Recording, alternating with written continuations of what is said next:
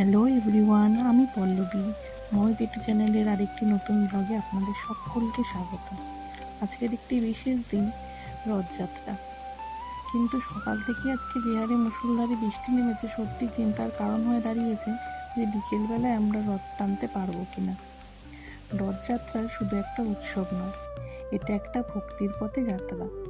প্রতি বছর আষাঢ় মাসের শুক্ল দ্বিতীয়া তিথিতে এই রথযাত্রা অনুষ্ঠিত হয়। এই দিন ভগবান নিজ কক্ষের বাইরে আসেন ভক্তদের দেখা দিতে।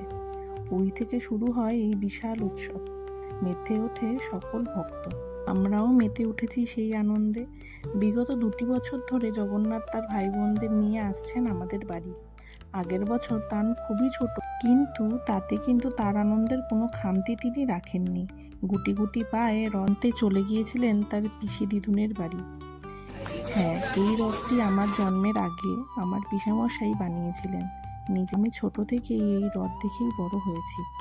আগে এটি আমার বাপের বাড়িতেই যেত, কিন্তু বহু বছর পর হঠাৎ আমার পিসি বললেন রথ এবার আমাদের বাড়ি আসবে, অর্থাৎ আমার শ্বশুর বাড়িতে। প্রথমে বিশ্বাস না হলেও পরে বুঝতে পারি সবই তারই কৃপা।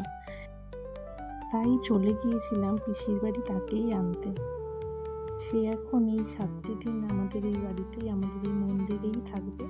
এটি আমাদের বাড়ির কৃষ্ণ মন্দির। তিনি এখন আমাদের বাড়ির অতিথি, আমাদের সকলের প্রভু, জগতের নাথ জগন্নাথ। তানের পাপা আর জেঠি শাশুড়ি মিলে দেবতাদের একে একে নিজ আসনে বসিয়ে নিচ্ছেন, একটু গুছিয়ে নিচ্ছেন আর কি। এই কটা দিন তো তাদের এখানেই থাকতে হবে।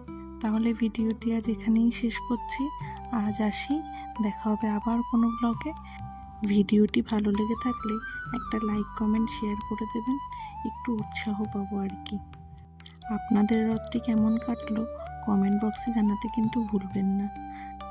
ভিডিওটি শেষ করার আগে আরও একবার জয় জগন্নাথ।